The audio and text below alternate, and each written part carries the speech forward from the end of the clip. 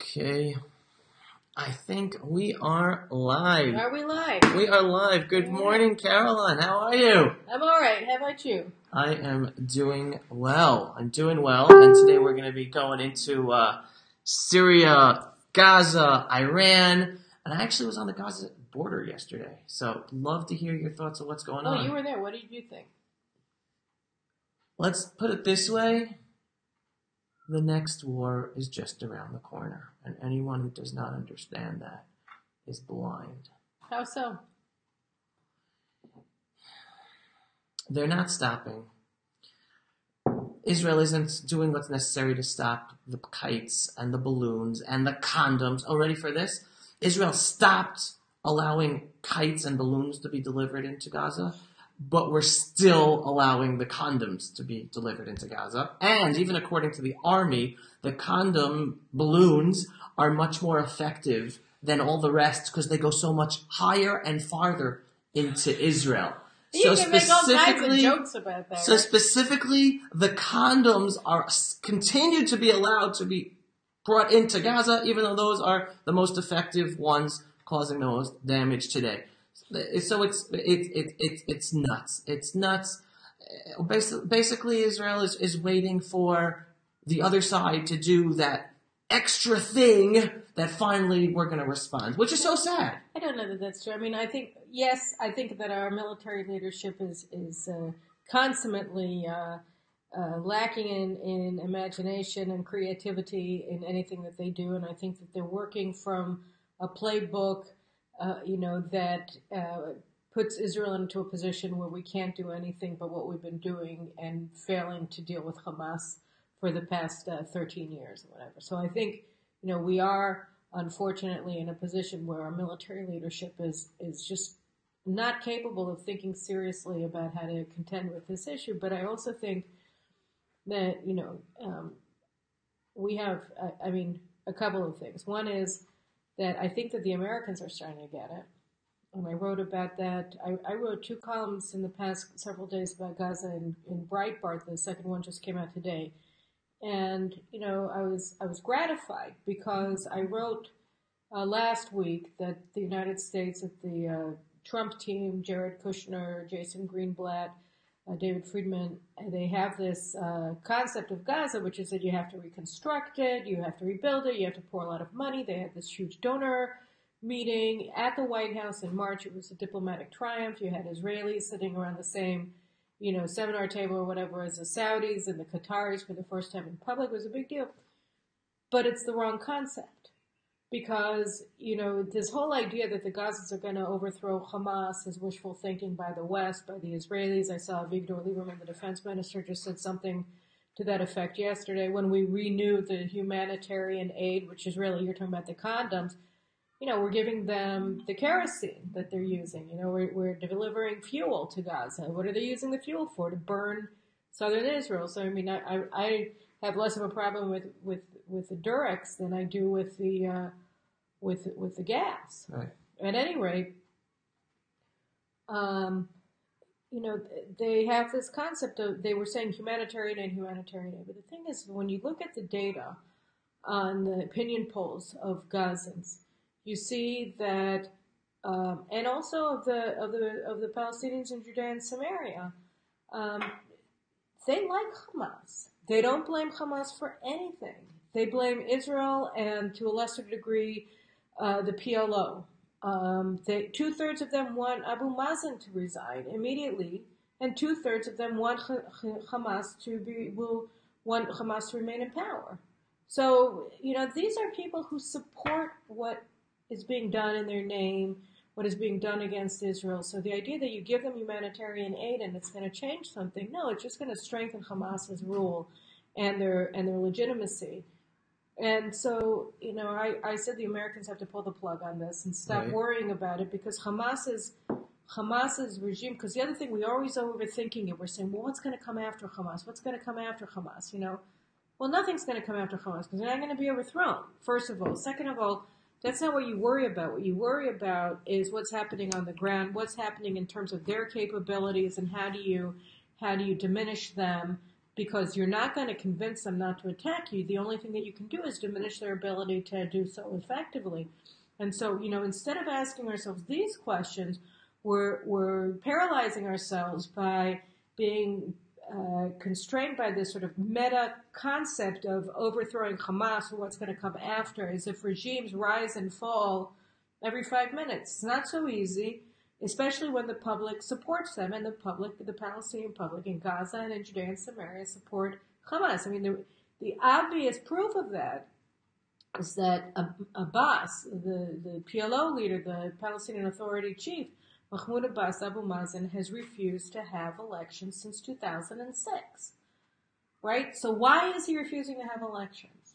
Everybody knows. I mean, it doesn't matter whether the opinion polls put the PLO a little bit ahead of the Hamas or Hamas a little bit ahead of the PLO. Everybody knows that the reason there have not been elections is because Hamas will win. Right. And that's why they've been blocked.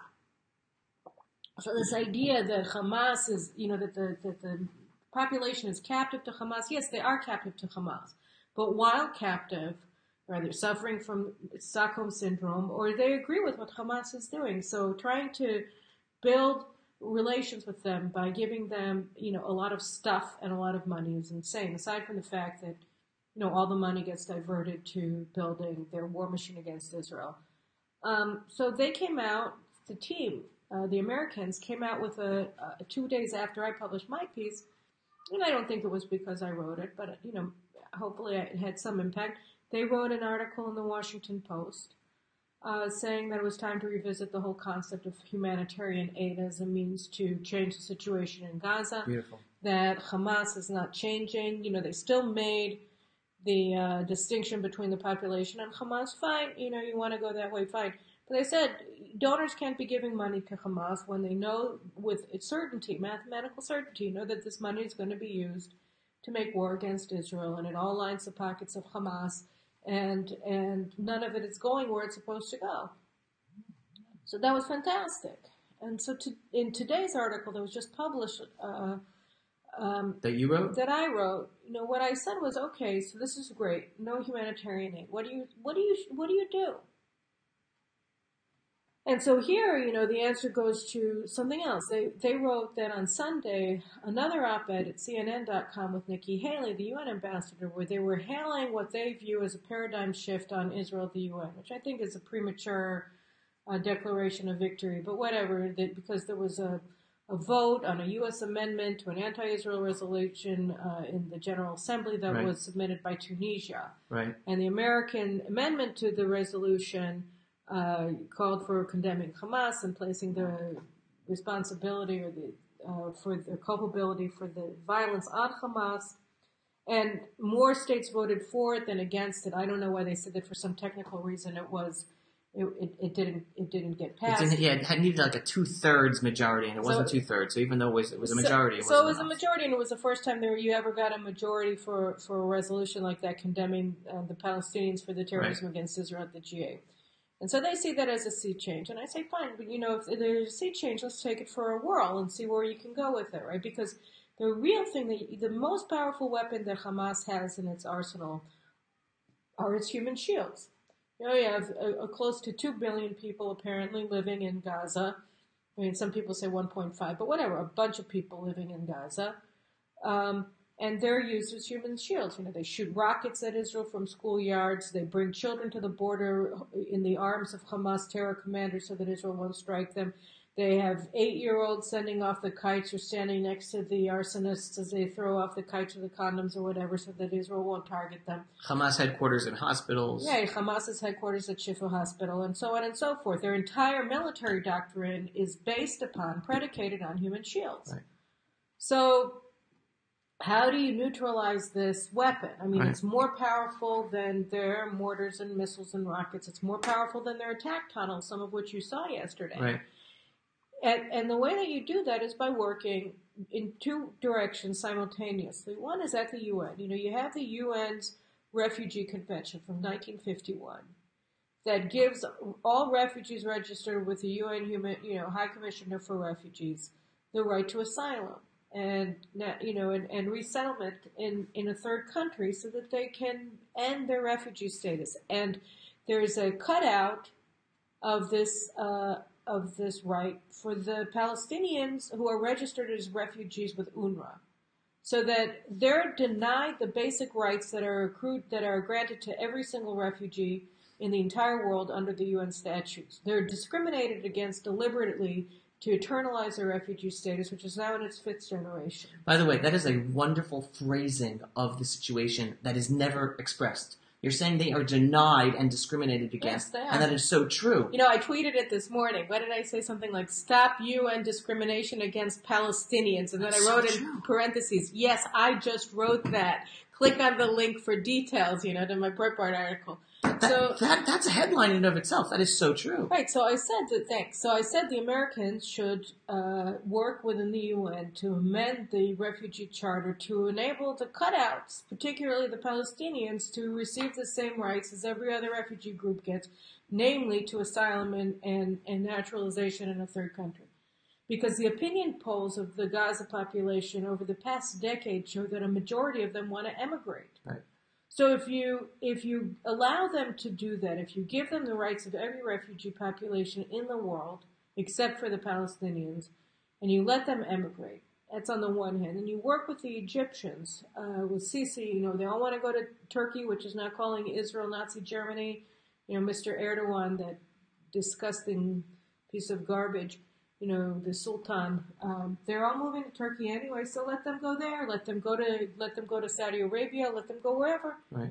They have 50 Arab countries that they can choose from. They're all going to be sympathetically inclined towards them. Let them go build their homes. So you empty out a significant percentage of the population of Gaza, then you're neutralizing Hamas's main weapon.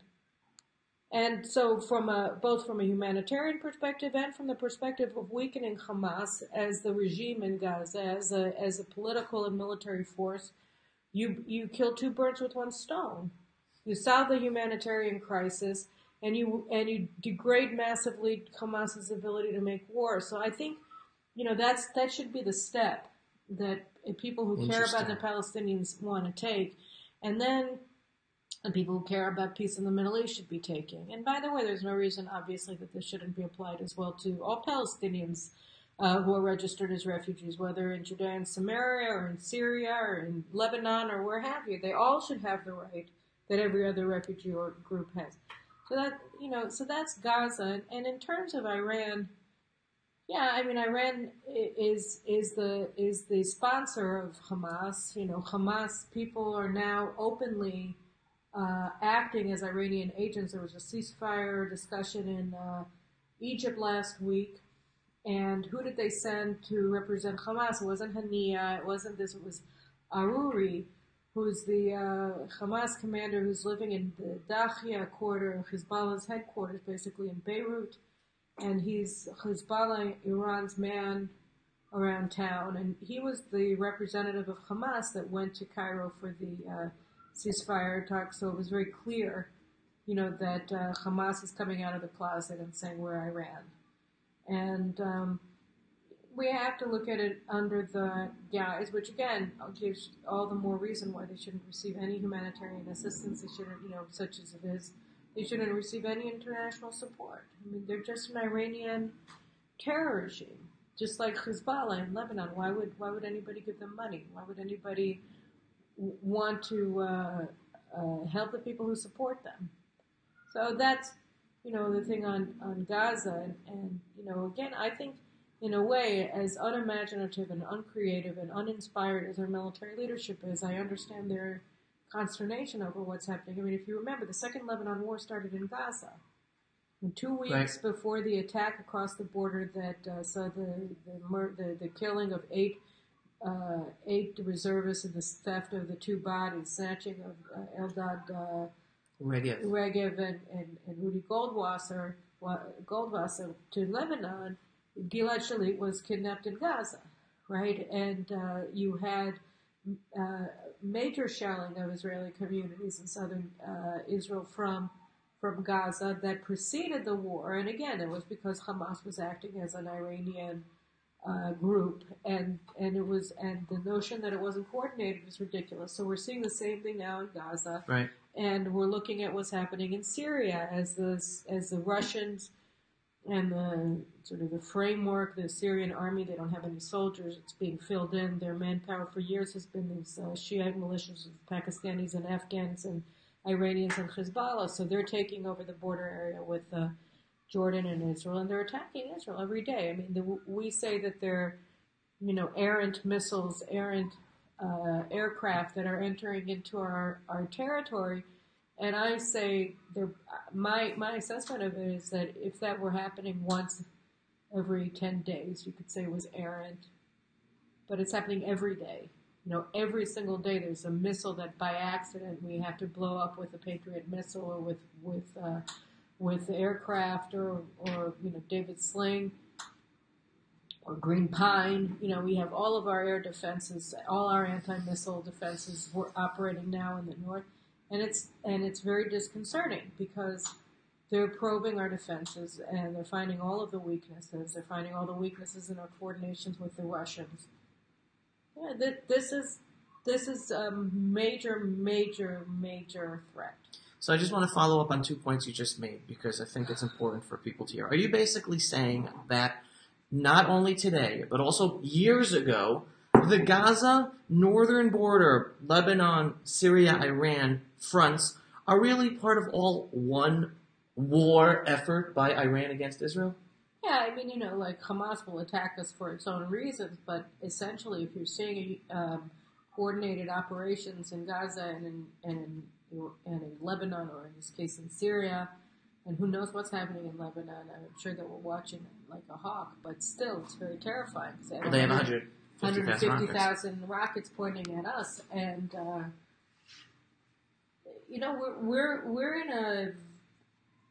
we're in sort of a nightmare. I mean, we're being pressed from every border, so you can kind of understand why the army is like, yeah, so blow up or burn down a few fields. We don't care. We'll import wheat this year. Who cares? Because we have to keep our eye on the main show, which right now is Syria. We have a headache with the Russians, the size of I don't know what, and it's very dangerous. I mean, it's very dangerous, and the other thing that you have to understand about Syria, and I'll be writing about this today, is that it's basically over. Right? I mean, it's game over. Now what we're dealing with are the scraps, right? The regime sided with the right side. The Iranians and the Russians saved Assad's neck. And they're in charge of the country. There are a couple of, issues that are of strategic importance, like, for instance, the massive pressure that they're putting on the United States to withdraw its special forces from east of the Euphrates and the Tanf air base along the tri-border area with Jordan and Iraq. And if the United States are in any way swayed to do that, it'll be an even worse situation because then you have an open road from Tehran to the Golan Heights unimpeded. And so we have to be very forthright in conversations with the United States. You have 2,000 special forces there, and their job is one of the most critical jobs that any American forces have anywhere. They are blocking Iran's complete takeover of the tri-border area with Iraq and Jordan and Syria. Don't want to do that. You need them there. They can't be removed. That's one thing. And then the other thing is, what's happening along the border with Israel. The whole concept that Russia says that they're going to remove the forces 100 kilometers away. I was going to ask about this, yeah? It's problematic on two levels. One is, my first instinct when I saw the news report was that it's like the George Bernard Shaw quip about the woman, would you sleep with me for 500 pounds? Or would you sleep with me for 1,000 pounds? And she said, well, maybe. And then he said, well, would you sleep with me for 5 pounds? And she says, what are you talking about? What do I look like? And he said, well, we've already determined what kind of woman you are. We're just tackling over the price. And so the thing is, you say no Iranians, and then you say, all right, maybe from 100 kilometers from the border. You've just given up on the principle, right? And that's a problem. That's a big problem. But more than that, it's all a lie. It's all a lie for two reasons. One is there's no way to enforce it because the Russians aren't going to enforce it. And the other reason you can't enforce it, and this is the really most important thing about Syria that people don't really understand, is that there is no Syrian military. That's what I was going to ask you about. Isn't the Syrian military basically already an Iranian military? Right, the Syrian military hasn't existed for at least 5 years. I mean, they were annihilated. That's why the Iranians and Hezbollah and the Shiite militias came in the first place, because they're the ground forces. They're the Syrian ground forces. They had no ground forces. Only the Iranians and their proxies. So that, whether they're now wearing the uniforms of various Syrian divisions that used to exist or not, it doesn't matter. I mean, all of the forces that are arrayed at the border are controlled by Iran.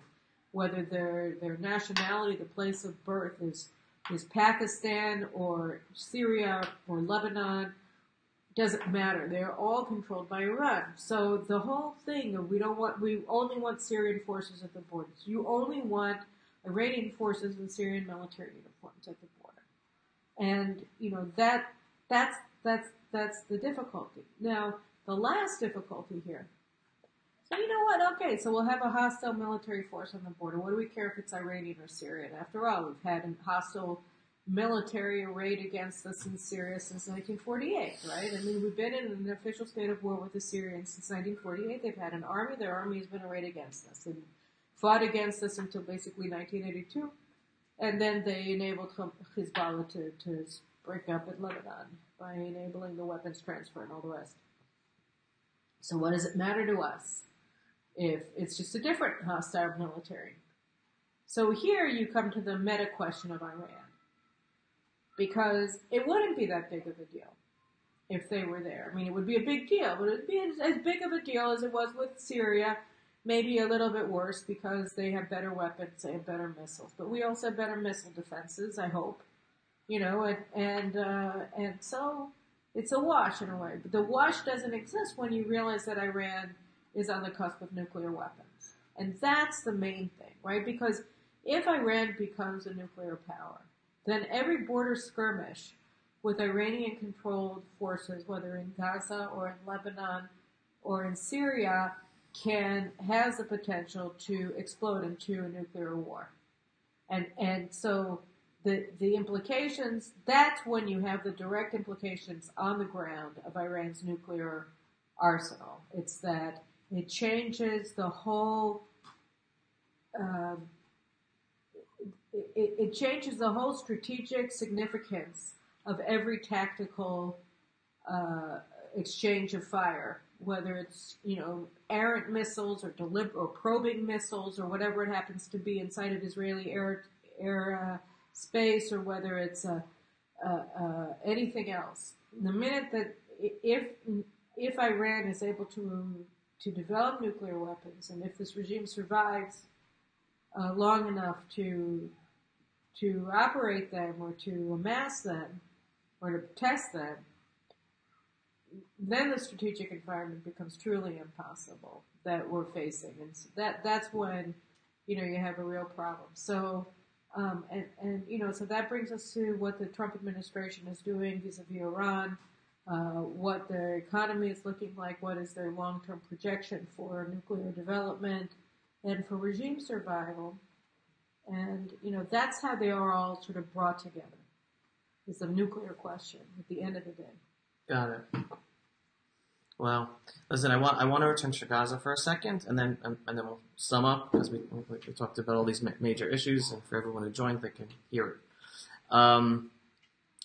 We spoke yesterday. We heard from on your tour, on the tour, right? And yesterday when I was on the tour of the Gaza border, and we were in one of the kibbutzim, and a resident of one of the kibbutzim on the Gaza border spoke to us, a longtime resident there years ago, and he was talking about how what's happening today, and he referenced the disengagement back in 2005.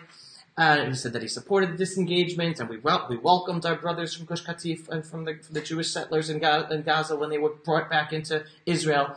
And then someone asked him, well, and he was complaining that the army is not stopping the situation on all the kites and the bombs and the mortars, and they're not living normally, and the army's not stopping it. So then someone asked him, well, are you willing to leave your house in order to try to bring peace?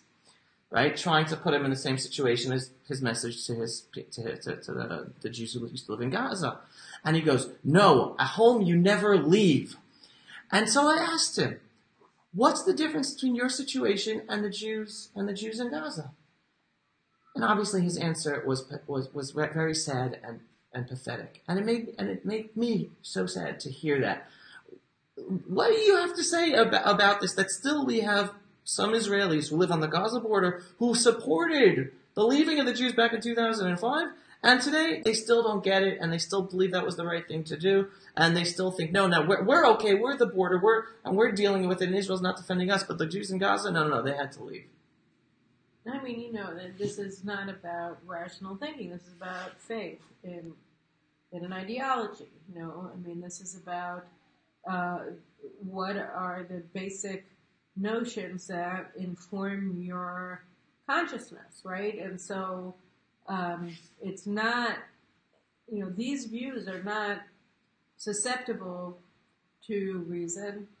They're not susceptible to evidence. I mean, I saw, we saw something similar to this on Tisha B'Av, on the 9th of Av during the fast, where you have, this is a day of national mourning. It's the worst day. We talked about it last week in the Jewish calendar. Both temples, their destruction is attributed, is during the 9th of Av, and a whole host of other tragedies that befell our people on a national level, right? I mean, Jerusalem was razed to the ground on Tisha B'Av. Beitar was destroyed on Tisha B'Av, which is the last Jewish command post of the Bar Kokhba rebellion. It was the last vestige of Jewish sovereignty in the land of Israel. It was destroyed on the 9th of Av. And then on the same day, where you have people all over the country fasting and mourning in the traditional Jewish rituals that are done for Tisha B'Av, you had tens of thousands of people all over the country participating in these massive protests and strikes to enable homosexual couples the right to have children through surrogate pregnancy, which just involves really renting out a woman's uterus for 9 months. Give her money, which I personally find morally offensive. The whole concept. Well, the whole concept is the commercialization of a woman's body. I mean, it's worse than prostitution in a way. In prostitution, you hire the whole woman. Here, you're just hiring an organ. I mean, it's the dehumanization of women taken to an extreme that even, the worst pimp in Hollywood wouldn't have thought of.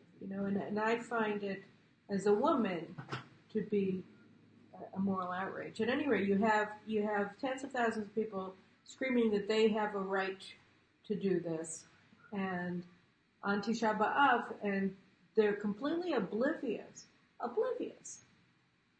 to the timing of their protests, to what it sort of signifies that they're doing it on the most solemn day, the saddest day in many ways in the Jewish calendar, that has been the saddest day in the Jewish calendar for over 2,000 years, well over 2,000 years. And so, we try to explain this to somebody, and they look at you like you fell off of Mars, right? I mean, their whole conceptualization of the moral universe doesn't even recognize the existence of yours, so that they don't even realize that they can be offending you. And so, I mean, there's no common language, and that's a big tragedy that was very prominent that we saw on this day. And if I may, you gave a good a contra example. Meaning, imagine if there was a protest for the Western Wall of the Temple Mount on on Israeli Memorial Day for when we're supposed to remember the soldiers, there would be a whole brouhaha about how can this be? Well, no, I mean, everybody screams out against, the errant Haredi, ultra-Orthodox guy who's caught on camera, somebody's video camera, smoking a cigarette during the siren on Holocaust Memorial Day when everybody stands for a moment of silence, which I think is obscene. I think he shouldn't be doing that. He's being disrespectful and shame on him. Especially these people who don't even serve in the army. They're the ones who should be standing straightest at attention. But it's a comparable situation. You have a national day of mourning, and they're running around doing their own thing, pretending it doesn't even exist. Right. And what's the difference? I'm not sure. I mean, there is a difference, but there's also very, very clear similarities between the behavior of both. You're rejecting a major part of Jewish identity, and you're doing it in a contemptuous manner, and it's very disrespectful. And so, going back to the Gaza border, look, they said they had this thing on the radio the other day where they were talking to this retired general. I can't remember. Anyway, he was a senior guy in the Southern Command during the expulsions, and he said, and the interviewer on Army radio said, "Well, did the Army have any prediction that what happened with Hamas taking over would transpire?" And he said, "Oh, absolutely. We wrote detailed reports to the government explaining exactly one-to-one what would happen if we left Gaza, and they decided to disregard everything we said in all of our warnings. They didn't want to hear it because they had their political program, and that was that." And so Razi Barkai, the interviewer on Army radio, is a big lefty. He didn't want to hear it, so he shut down the interview as soon as the guy started talking because it ruined his narrative. Wow.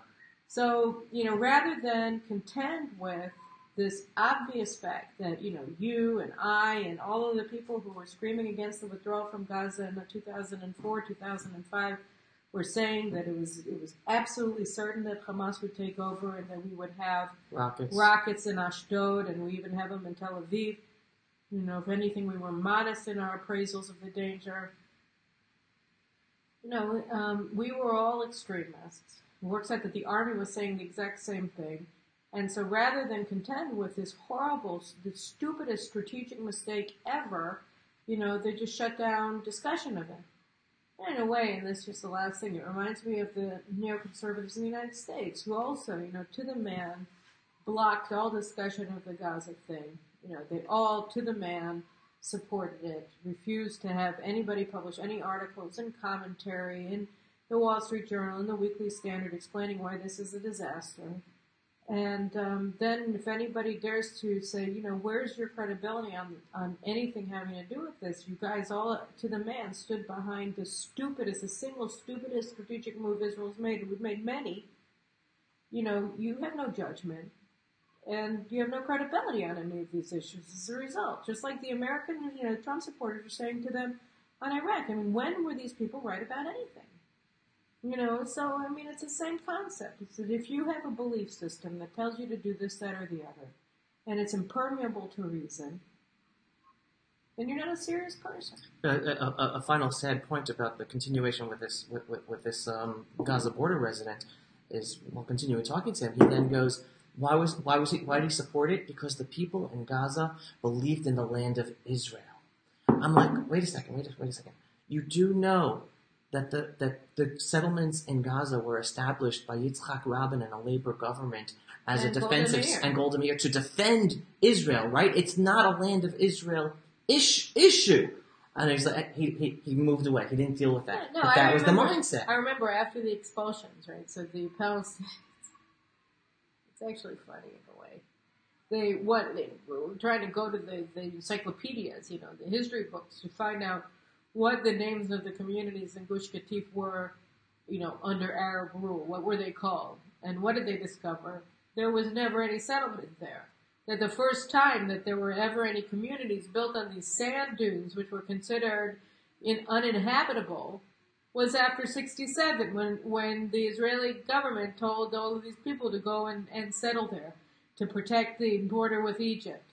And so, it was all new. It was nobody ever took anybody's land. It was never taken. It was never expropriated. They built the most extraordinary agricultural communities on sand, Right. and then they developed the most advanced agricultural technologies in the world to make sand turn into fertile ground. I mean, nobody really ever did anything like this before. It's like putting up a whole belt of agricultural communities that are thriving in the middle of the Sahara Desert. And yet this is what they did. And the other thing is that they were the little houses on the prairie. The reason why the people in Nahal Oz and in Sderot and in Netivot and in all of these other places that are now suffering were able to sleep in peace was because of Kfar Darom and Netzarim and Gush Katif and Alei Sinai, and all of the places. The reason why the seacoast was clean of terrorists, except for very, rare circumstances, wasn't only because of the Navy, it was because of Shirat HaYam, which was a These are all Jewish community. communities in the Gaza Strip. You had these Orthodox Yeshiva boys who were surfers, because of the incredible beach that they. Now all of the Gaza beaches are polluted.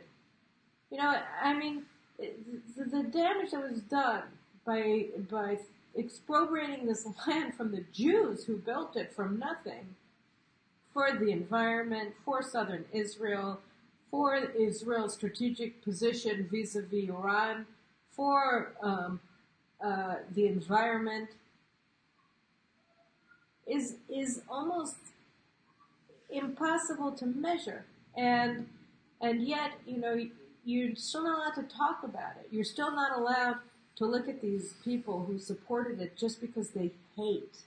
Just talk about Sinat Chinam, just because they hate religious Jews, they hate religious Zionists, they hate people who believe in the Torah and are, believe that this is our land because God gave it to us. They hate them so much that even, how many years have passed since then? So even after 14 years, is that right? Is it already 14 years? Yeah. 13 years? 13. 13 years. They still can't admit that what they did was insane. They still can't admit that what they did was a mistake. They're suffering day in and day out from the withdrawal from Gaza, from the expulsion of those communities, and they still won't admit it. That's religious faith. That's religious extremism. And it's terrible. Well, all right, everyone, thank you for watching. Can I ask for a quick 1 minute summary? You were talking about the refugee issue from Gaza. What was the issue? What was the solution that you were talking about for those who joined afterwards? The Palestinians go. They want to leave. They can't leave because as Palestinians, they're not granted the rights of every other refugee community in the world, which is the right to asylum and resettlement. And so you have over 50% of the Palestinians living in Gaza want to get out of there, and they're not allowed. So, you have to work through the UN perhaps, and also certainly through Egypt, and to allow them to get asylum and resettlement in places like Turkey and the Gulf and, countries that have this amenable lifestyles or whatever, the Gaza, let them go. And, the other thing is with Syria, we have a serious military problem in Syria, and it's made much worse. And it's in fact turns into a level of a strategic threat against Israel, the likes of which we haven't seen because of the specter of Iran acquiring nuclear weapons. Because it's one thing to have a Syrian military at your doorstep. It's quite another thing to have the Iranian military, which is what the Syrian military is. They haven't had any forces since 2013. To have an Iranian-controlled military at your doorstep attacking you with missiles and warplanes, and which has the potential to become a nuclear power. So, that's when the American efforts to block Iran from acquiring nuclear weapons through the sanctions and other actions that they're doing to encourage the Iranians to rise up against the regime, etc., that's when they become exceedingly urgent. So that's really the situation we're in today. Well, Caroline, always a pleasure hearing what you have to say. Thank you, everyone, for watching. If you're not following Caroline yet, go to carolineglick.com, sign up for our newsletter, get to read all her stuff, Jerusalem Post, Breitbart, Ma'ariv in Hebrew for all of you. Have an amazing day. Help us share this information with everyone, making the world a better place by sharing the truth. And thanks to Dick Morris for the kudos in his podcast yesterday. Very nice of you. Looking forward to seeing you soon. That's right, Dick. If you're watching, you just got to thank you personally from Caroline. Take care, everyone. Shalom. Thanks for watching.